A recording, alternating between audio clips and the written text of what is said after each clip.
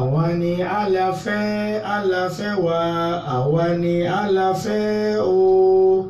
Ó ṣe wá lóore pàtàkì ju kèfèrí lọ. Allahu ṣe wá lóore pàtàkì ju kèfèrí lọ. Allah ṣe wá lóore pàtàkì. Òṣùbà rere o. Àwa mọ Ọlọ́run lọ́kan, àwa ò mọ Ọlọ́run mẹ́ta lọ́kan. Àwa ni àlàfẹ́ wa, àwa ni àlàfẹ́ o. Ó ṣe wá lóore pàtàkì ju kèfèrí lọ. Jésù mọ Ọlọ́run lọ́kan, Jésù mọ Ọlọ́run mẹ́ta lọ́kan.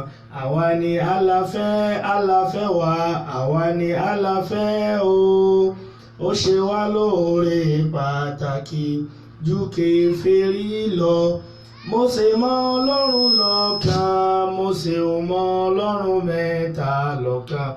Àwa ni àlàfẹ́ wa, àwa ni àlàfẹ́ o. Ó ṣe wá lóore pàtàkì ju kèfèrí lọ. Láfi ní kálejọ́ kan làwa ń ṣe Allah, kálejọ́ kan làwa ń sọ Allah. Àwa kì í tako ẹ̀sìn, kálejọ́ kan làwa ń sọ Allah. Ká mọ Ọlọ́run lọ́kan bí Jésù ṣe sọ fún wa. Ká mọ Allah lọ́kan bí Mósè ṣe sọ fún wa. Ká mọ Ọlọ́run lọ́kan bí Muhammad ṣe sọ fáwa. Ká jùpájù ẹsẹ̀ wa sí ẹ̀sìn Ìsìlámù Allah. Ká jùpájù ẹsẹ̀ wa sí ẹ̀sìn Ìsìlámù Allah. Ẹ̀sìn ni ó kù wá kù Allah, ìwà ni ó kù wá kù Allah. Ohunkóhun tá lè dáká fi gbẹ́sìn ìga Allah. Ọpẹ́ tó sí Ọlọ́run, àṣọpẹ́ f'Olúwa tó kà wá kẹ́rù ẹ̀ tó mọ̀nà. Èyí tọ́pẹ́ ọpẹ́ ni tó kà wá kẹ́rù ẹ̀ tó mọ̀nà. Èyí tọ́pẹ́ ọpẹ́ ni. Gbogbo mùsùlùmí ṣoríire, Ọlọ́run tó fi wá mọ̀nà kò ní ṣì wá lọ́nà. Àmín. Ọlọ́run tó fi wá mọ̀nà kò ní ṣì wá lọ́nà. Àmín.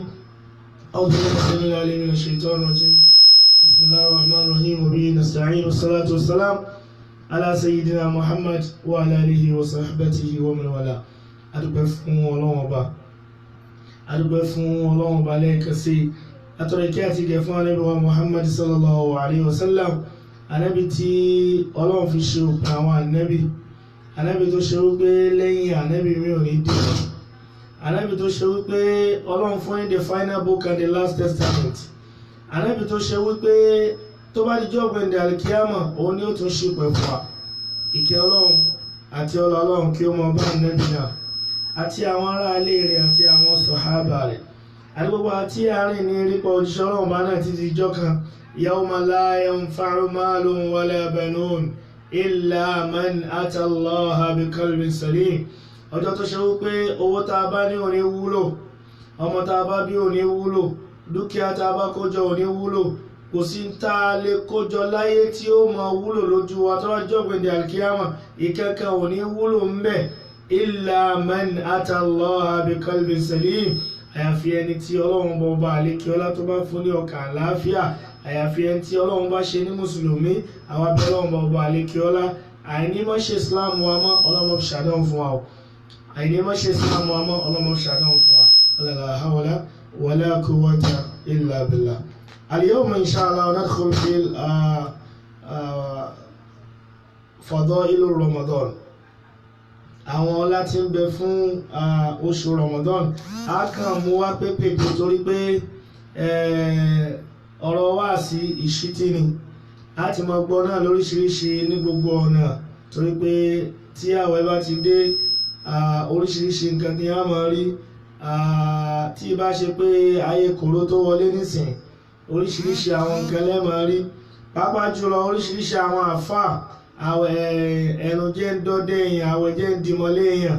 Oríṣiríṣi wọn lẹ́ máa rí bóyá torí pé wọ́n rí one sponsor the other. Ẹ máa rí wọn lórí atẹ́gùn.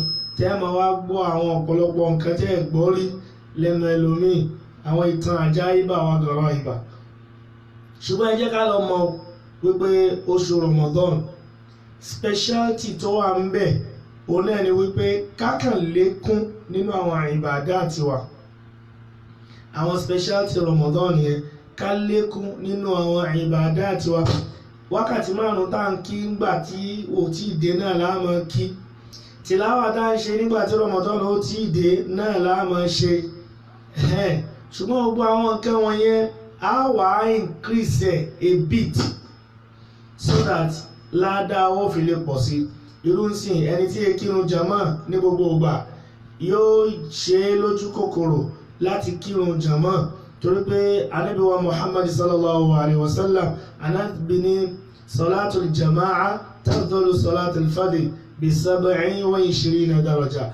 Ànábì ní ìrun tá a bá kí ní jàmá ó lóore jùlọ tá a kí lọ bi 27 daraja, ní ọ̀nà 27 times, nínú hadith mi ní ọ̀nà 25 times. Àwọn afárádìí wọ́n sì ṣàlàyé fún wa wípé 27 times yẹn òun náà ni èyí tí ó jẹ́ ìrun tí a máa ń kí sókè, ṣùgbọ́n 25th òun náà ni ìrun tí a máa ń kí sísà. Mo kí àfáà Sheikh Ismail Adébáyọ̀ Jimoh láti ìlú Òṣogbo yàyí, mo kí yẹn káàbọ̀ sórí ètò. Ẹ̀yin lẹ́kọ̀ọ́ wọlé ó yẹ kẹ́ gbá kí Ahlan Sheikh.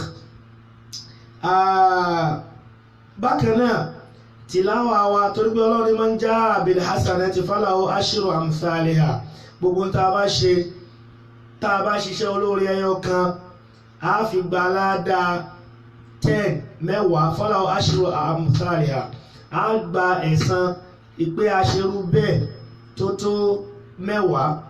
Níbòmí Ọlọ́run mathalul ladhina yunfikuna amwalahum fi sabilillahi kamathali habbatin ambatat 7 sanabila fi kulli sumbulatin 100 habbatin wallahu yudha'ifu liman yasha wallahu wasi'un alim. Kí àfáà Sheikh Abdul Aziz Yusuf ẹ káàbọ̀ sáré wọn Ahlan Sheikh.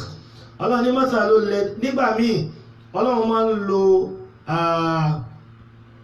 Ọlọ́run máa ń fẹ́ sound proverbial láti ṣàlàyé ọ̀rọ̀, torí pé àwa ọ̀pọ̀lọpọ̀ nǹkan ìṣábà yé wa, ṣùgbọ́n tọ́lọ́run bá mú wá proverbially ó ṣeé ṣe kó yé wa. Ọlọ́run wà sound proverbial, yóò fi ọ̀rọ̀ yẹn yóò fi mú yóò pa lówe kó lè yé wa. Ọlọ́run mathalul ladhina yunfikuna amwalahum fi sabilillahi. Ẹ lápẹẹrẹ àwọn tí wọ́n ná nínú tí Ọlọ́run bá fún wọn tí wọ́n ná sí ojú ọ̀nà tọ́lọ́run. Kamathali habbatin, ó dà gẹ́gẹ́ bí ẹni tó gbin wóró àgbàdo kan. Ìgbà tí wóró àgbàdo yẹn wá tó gbìn tán ambatat tó wá wù, ó wá wù 7 sanabila, ó wá wù ó gbé ọmọ 7 pọ̀n. Ṣé mọ̀ pé wóró àgbàdo kan làgbà àgbẹ̀gbìn. Ìgbà tí ó wá wù tí ó wá yọ ọmọ, ó wá yọ àgbàdo 7. Fi kulli sumbulatin 100 habba. Ẹ wá rí nínú ṣùkú àgbàdo kọ̀ọ̀kan 100 grains wá wà ńbẹ̀. Ìtumọ̀ ẹ̀ ni pé bá a bá ṣiṣẹ́ olóore kan ẹ̀rí á gba ẹ̀san pé a ti ṣiṣẹ́ 700. Gbogbo àwọn opportunities òun ló wà nínú Ramadan fún wa. Ànábì wa Muhammad sallallahu alaihi wasallam, Ànábì ní man sama Ramadana imanan wa ihtisaba ghufira lahu ma taqaddama min dhanbi. Ànábì ní man sama Ramadana, ẹnikẹ́ni tó bá gba àwẹ̀ Ramadan imanan pẹ̀lú ìgbàgbọ́ wa ihtisaba tí sì ń ro kan pé Ọlọ́run ọba àlékè ọlá yóò san òun lẹ́san ghufira lahu ma taqaddama min dhanbi. Ọlọ́run ọba àlékè ọlá yóò fi orí gbogbo àwọn ẹ̀ṣẹ̀ tó ti ṣẹ̀ sẹ́yìn, Ọlọ́run ọba àlékè ọlá yóò foríjì. Tá a bá wá ń sọ̀rọ̀ nípa ààwẹ̀, ẹ rí i pé kò jọ tó wà nínú Bíbélì rárá. Ẹ rí Ọlọ́run sọ fún Ànábì wa Muhammad sallallahu alaihi wasallam, Ọlọ́run ya ayyuhal ladhina amanu kutiba alaykumus siyam kama kutiba alal ladhina min qablikum la'allakum tattaqun. Mo kí ọ̀gá mi Ọládégà Samad Adéníyì láti Risalatul Haq lọ́hùn ọlọ́run kó mọ́ṣà bá ṣe dáadáa fún ọlọ́run kó mọ́ṣà bá dúró tì la hawla wala quwwata illa bọ́bẹ̀ látọ̀dọ̀ ọ̀gá wa Sheikh al-Ustadh Muhammad Jami' Alaba Adégúnwà Ọ̀tápọ̀ 1 ọlọ́run kó mọ́ṣà bá ṣe dáadáa fún ọ àti gbogbo àwọn tó kùnà la hawla wala quwwata illa billah.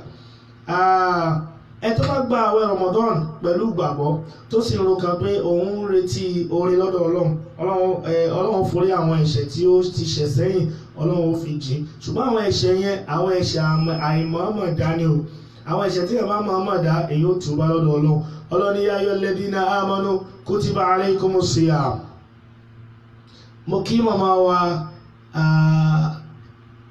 Ẹ̀bùdọ̀lágíwá alájà wa Ṣónálá ẹ káàbọ̀ sórí ètò Jazakumullahu khairan ẹ káàbọ̀ sórí ètò wa ní àyín ọlọ́run kó mọ́ ṣàbá san ilẹ̀sàn olóore la hawla wala quwwata illa billah. Ẹ ṣe wọn ọjọ́ ẹ sì ṣe ń gbogbo gbà kọ́lọ́mọ̀ balẹ̀kọ́lá kọ́ mọ́ jẹ́ kí ọlá náà wálẹ̀ láìlẹ́ kọ́lá náà mọ́ òrùkè la hawla wala quwwata illa billah. Mo mọ̀ pé nísìn aláàjì ó ti jókòó lé dáadáa torí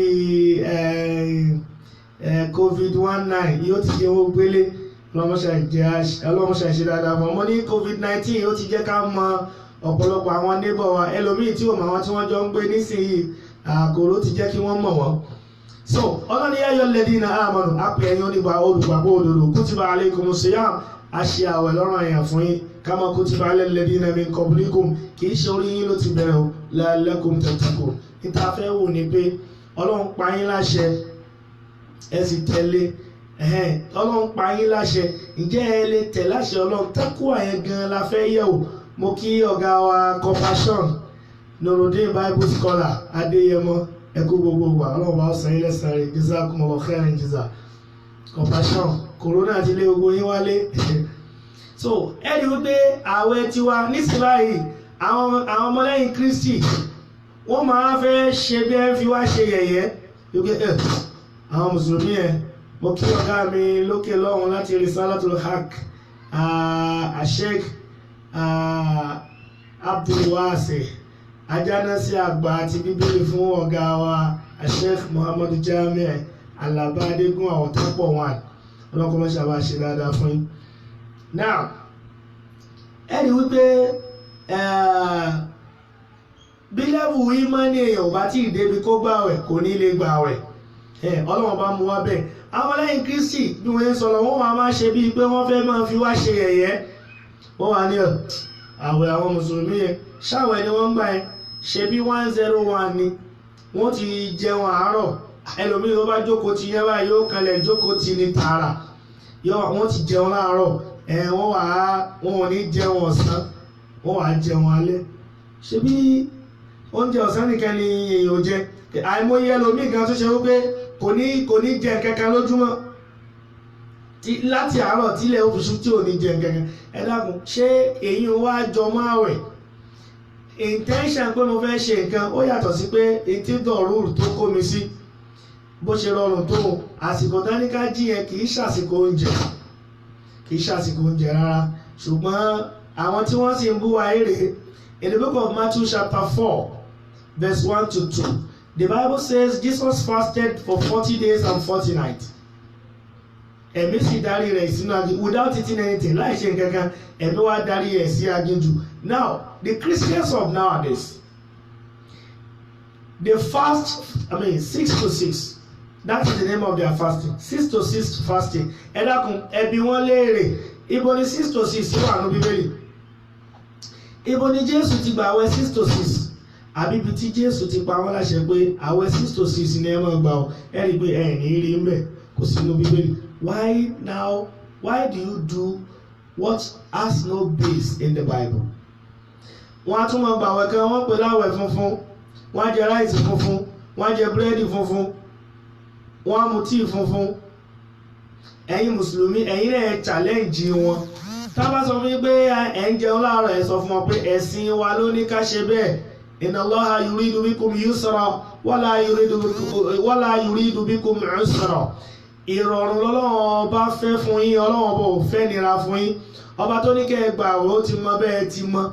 Ó dá ẹ̀yin tí Jésù sì sọ̀rọ̀ kan In the book of John chapter 8 verse 31 to 32, wọ́n ní nígbà náà ni Jésù sì kọjú sí àwọn Júù tí ó gbàgbọ́ wípé bí ẹ̀yin bá tẹ̀lé àwọn ọ̀rọ̀ mi lẹ tó di ọmọlẹ́yìn mi tòótọ́, ẹ̀yin yóò mọ̀, ní verse 32, ẹ̀yin yóò mọ̀ òtítọ́, òtítọ́ yóò sì sọ yín di òmìnira. Ẹ wá bi ọmọlẹ́yìn Kristi léèrè, ibo ni Jésù ti ní ẹ gbààwẹ̀ 6 to 6? Ibo ni Jésù ti ní ẹ gbààwẹ̀ funfun? Ẹ rí pé kò sí ńbẹ̀. Wọ́n ní a fi wá sọ fún wọn pé a wá fi ọ̀rọ̀ wọn wé ẹni tí ó bá tẹ̀lé ọ̀rọ̀, ẹni tí kò bá tẹ̀lé ọ̀rọ̀ Jésù, a fi ọ̀rọ̀ rẹ̀ wé aṣiwèrè, according to the book of Matthew chapter 7 verse 25, 26, 27. A fi ọ̀rọ̀ rẹ̀ wé aṣiwèrè tó kọ́ ilé rẹ̀ sí irú omi, tó kọ́ ilé rẹ̀ sí etí omi. Ẹ̀rí nígbà tí ìkún omi dé, ìjì sì sà, ó sì jà, ó sì bìlú ilé náà sì wó, ìwó rẹ̀ sì pọ̀ jọjọ. So gbogbo ẹnikẹ́ni tí ò bá ti tẹ̀lé ọ̀rọ̀ Jésù aṣiwèrè ni. Bíbélì ló sọ bẹ́ẹ̀ o, èmi náà kọ́ o, Bíbélì ni o, Bíbélì ló wí bẹ́ẹ̀ o. Gbogbo ẹ tí ò bá ti tẹ̀lé ọ̀rọ̀ Jésù aṣiwèrè ni. Àmọ́ wa Islam ló ní ká jí qabla tulu'il fajr ká jẹun, torí pé ààwẹ̀ min tulu'il fajr ila ghurubi shams, a gbààwẹ̀ láti ìgbà tí fájìrì bá ti là títí dé ìgbà tí mọ́gúrúbì tí oòrùn tí ó fi wọ̀, ìgbà náà ni ààwẹ̀ náà. Láti jẹ́ ká mọ̀, Ọlọ́run Ọba àlékiọlá ó fi ààwẹ̀ yìí àánú ló fi ṣe fún wa, nítorí pé àwọn tó wá ṣáájú wa wọ́n lẹ́mìí láti ṣe tọlọ́run, ṣùgbọ́n àwa ẹlẹ́mìí kúkúrú ni wá, ẹlẹ́mìí yẹpẹrẹ ni wá.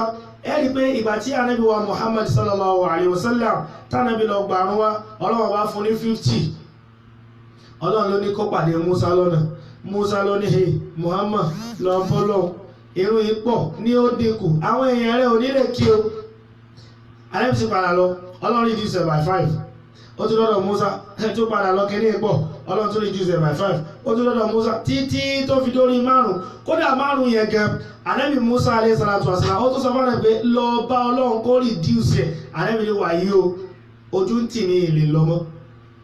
Tọ́ ẹgbẹ́ rú 50 nírun, mo jẹ́rìí irú alájà wa gíwá, alájà ṣọ́nálá, èrò pé wọ́n dé díẹ̀. Bí wọ́n kódà tí wọ́n bá dé díẹ̀ gan, wọ́n fẹ́ lè máa sọ báwọn ẹ̀ pé ẹ̀yẹ bá ń kí bí 30 raka, àbí kí ẹ bá ń kí bí 30 nínú èyí tá a fẹ́ kí, abẹ́ bá ń kí 40 ń bẹ̀, abẹ́ bá ń kí 45 ń bẹ̀, kémi lè kí 5 tó kù.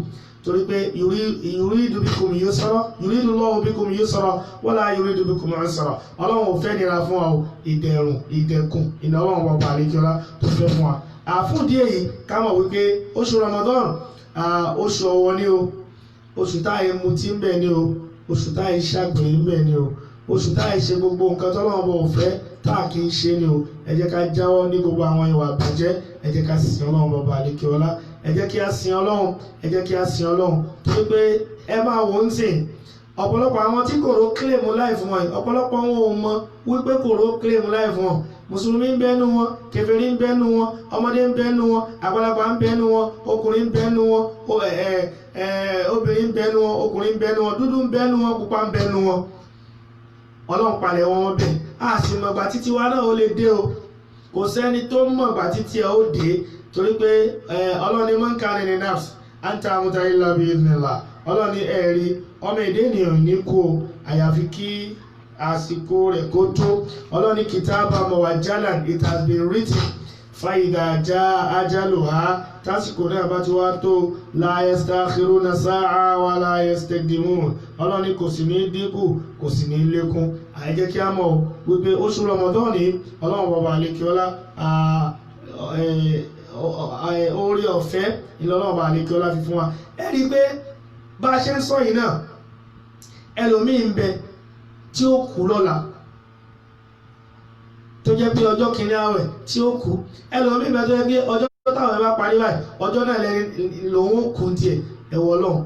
Kì í sì ṣe pé bóyá ẹ̀ṣẹ̀ wọn ló pọ̀ bẹ́ẹ̀, bí kò ṣe pé ọlá ìní Ọlọ́run bọba àlékiọlá tí ó fi ń ṣe fún wa. Ẹ rí pé Ànábì ní júmọ́ kan sí júmọ́ kejì, Ramadan kan sí Ramadan kejì, Ọlọ́run bá ọmọ fi ṣe àforíjì ẹ̀ṣẹ̀ fún wa lókùrúgbà tí a bá kúrò níbi àwọn ẹ̀ṣẹ̀ kàbáyé, àwọn ẹ̀ṣẹ̀ ńláńlá tọ́lọ́run bọba àlékiọlá tó sọ fún wa kí ká kúrò ní díẹ̀. Ẹ já kúrò ní díẹ̀ ẹ̀ṣẹ̀, ẹ jẹ́ ká sin Ọlọ́run ọba ẹ jẹ́ ká sin Ànábì sallallahu alayhi wa sallam. Ànábì ní akthara ma yudkhilul janna taqwallah wa husnul khuluq.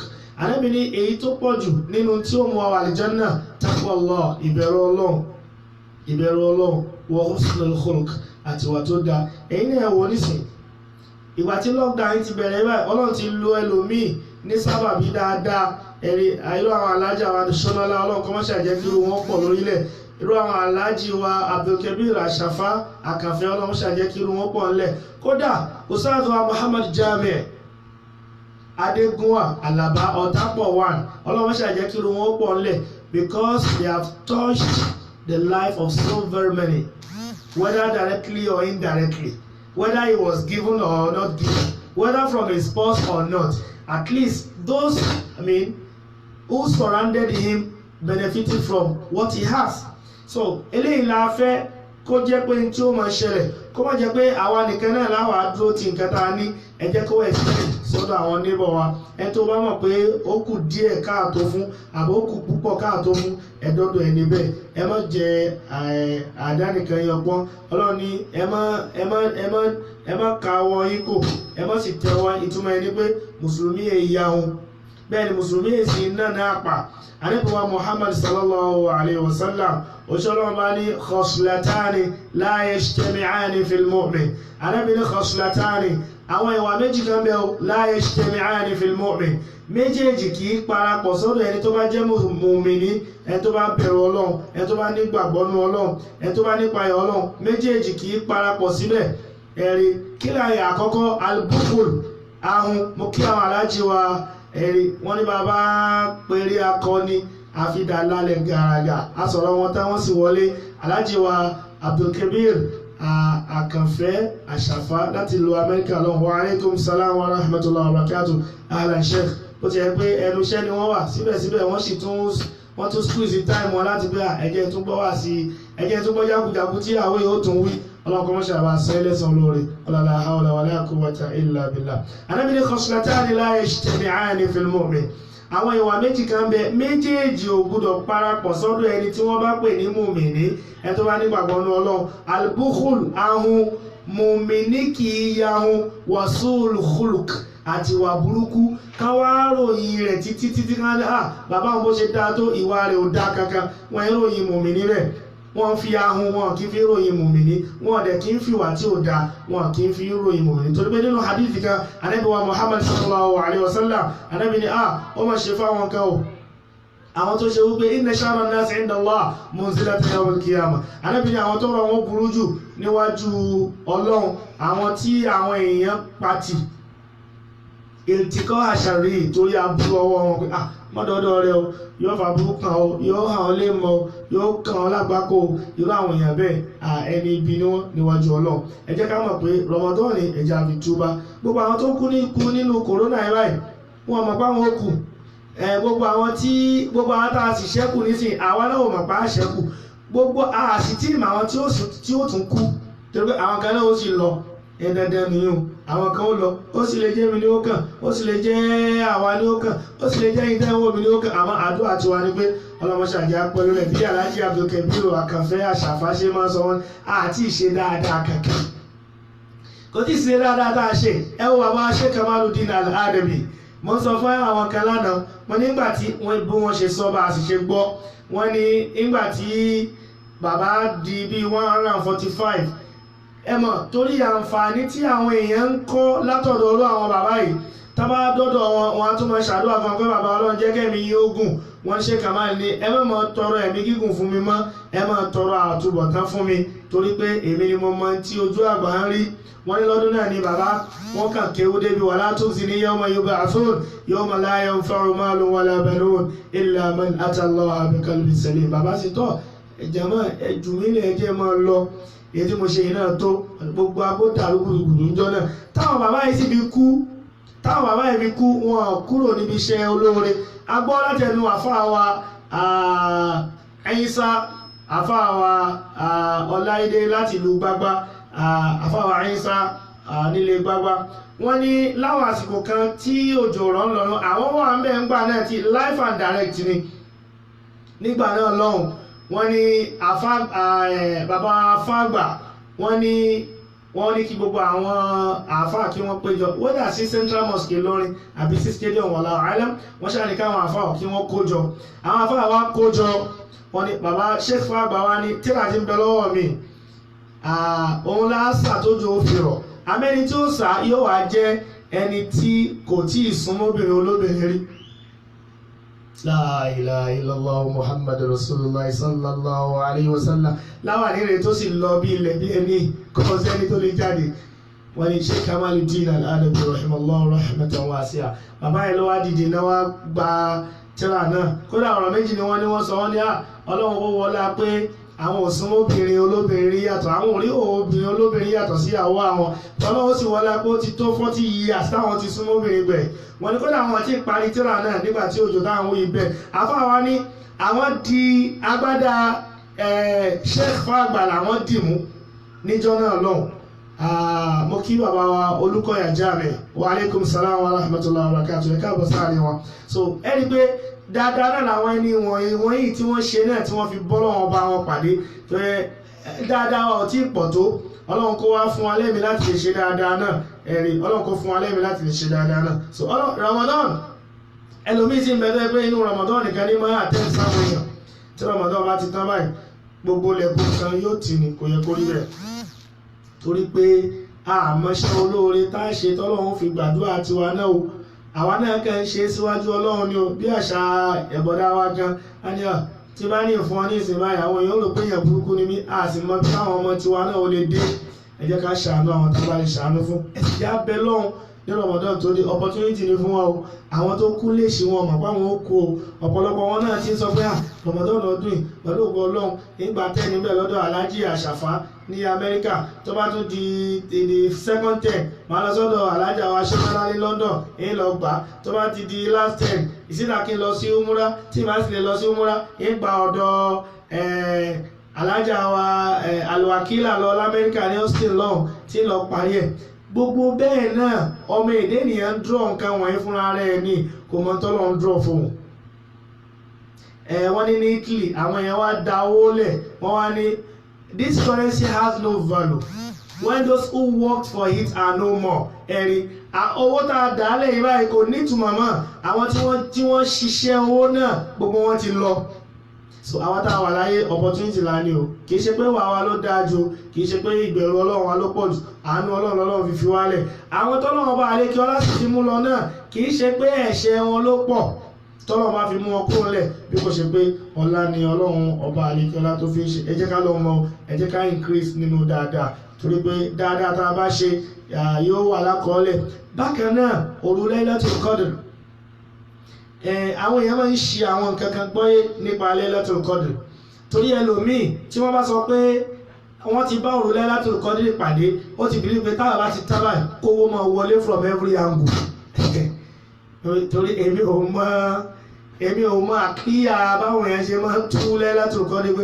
wọ́n ti bìlí pé ẹni tó bá ti rí Laylatul Qadr báyìí táwọn bá ti ń parí báyìí owó kówó máa wọlé rárá èyí ò kọ́ ni Laylatul Qadr ó ṣeéṣe kówó wọlé ó sì lè mọ́ ṣeéṣe kówó má wọlé ṣùgbọ́n lára tí a fi mọ̀ wípé àti òru Laylatul Qadr apàdé rẹ̀ òun náà ni wípé ìbáàdà tọlọ́hun ni ó mọ̀ mú lẹ́mìíwá ìbáàdà tọlọ́hun òun ni ó mọ̀ mú lẹ́mìíwá afáwa kan mọ́ forúkọ bọ̀ wọ́n láṣẹ wọ́n láwọn àsìkò kan àwọn máa ń sọ pé èèyàn àfáà ìdáfẹ́ bá abẹ lọ́hun kí Ọlọ́run jẹ́ kírun àwọn ọmọ pé wọ́n ní nísìnyí báwọn ò bá tí kírun náà pé ọkàn àwọn èèyàn balẹ̀ ẹ wò bẹ̀rù Ọlọ́run ó sì lè jẹ́ pé inú Laylatul Qadr ni wọ́n ti tọrọ fún àfàbọ̀ Ọlọ́run bá ń ṣàánú arákùnrin jẹ́ kírun rẹ̀ ó máa pé tí ò bá tí pé mọ́ fi lọ́kàn balẹ̀ àtàwọn gbogbo àwọn táwọn sọ̀rọ̀ yìí náà bí gbogbo wa yìí náà ò bá tí kírun ọkàn wa ò ní balẹ̀ torí pé kí ni ìfẹ́ ta ní sọ́lọ́hun torí pé bàbá nífẹ̀ẹ́ yẹn à nífẹ̀ẹ́ yapa rẹ̀ bàbá nífẹ̀ẹ́ yẹn à ní mo kí ọ̀gá wa Síjú Adé Lukman Adéyẹmí ẹ káàbọ̀ sí àárín wa so bá wá nífẹ̀ẹ́ Ọlọ́run nífẹ̀ẹ́ yapa àṣẹ Ọlọ́run irun náà sọ mọ́ aládé pé tí wọn bá ti kírun náà so ẹja abẹ lọ́hùn láti so òru Laylatul Qadr ìka àkọ́kọ́ tá àkọ́kọ́ rí ni wípé ìbáàdà tọlọ́run ni ó mú lẹ́mìí wa ìṣètò ọlọ́run yẹn kò ní pa wa láyà. Kì í ṣe pé nígbà táwọn bá ti wá kọjá tán ẹni tá a ti ń rí tó yẹ pé kódà òun ní ó pọn mi sáàkì òun ní ó ṣe àní rí mọ́ṣáláṣí mọ́ rárá.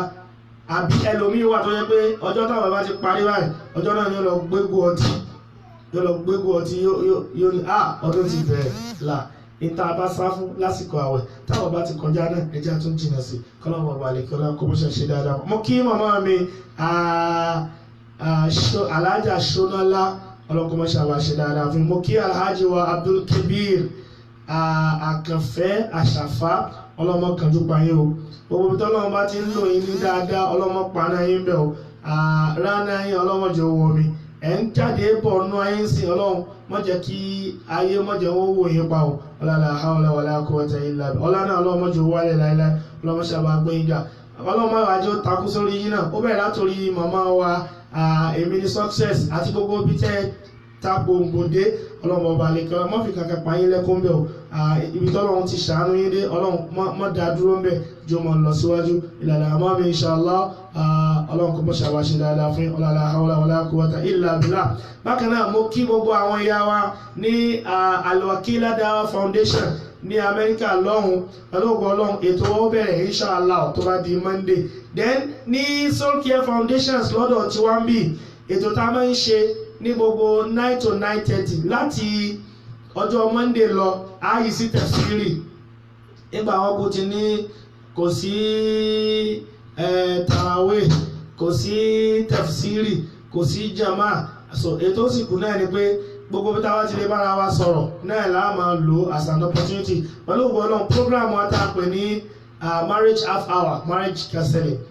Marital counseling. So a yí padà sí tẹ̀fsíìrì. So from that 9 to 9:30 tẹ̀fsíìrì la máa ṣe pẹ̀lú ògo Ọlọ́run láti Monday abẹ́rẹ́. So ṣùgbọ́n program ti Amẹ́ríkà yóò change torí pé òru ni ó wà bọ́ sí yóò máa bọ́ sí bí around 10 but a máa fún wa ní gbogbo info yẹn náà pẹ̀lú ògo Ọlọ́run yóò máa bọ́ sí around 10 to 11. It's going to be an hour this time around. So kò ní jẹ́ bí 2 hours tá a máa ń lò ní normal days wa mọ́ ó dìgbà tí àwẹ̀ bá tún kúrò ń bẹ̀ àbẹ̀lọ́mbọ̀ ọba àlekíọ́lá Ramadan yìí wọ́n fi ṣàgbàmọ́ fún ọ marhaba bika ya Ramadan marhaba bika ya Ramadan marhaba bika ya Ramadan marhaba bika ya Ramadan. Mo kí gbogbo wa ní Risalatul Haqq ọlọ́run wa kó má fi àwẹ̀ yìí kó má fi ṣàgbàmọ́ fún ọ látọ̀dọ̀ ọ̀gá wa pátápátá olórí oko káfàtà Sheikh Fadilatul Ustad Sheikh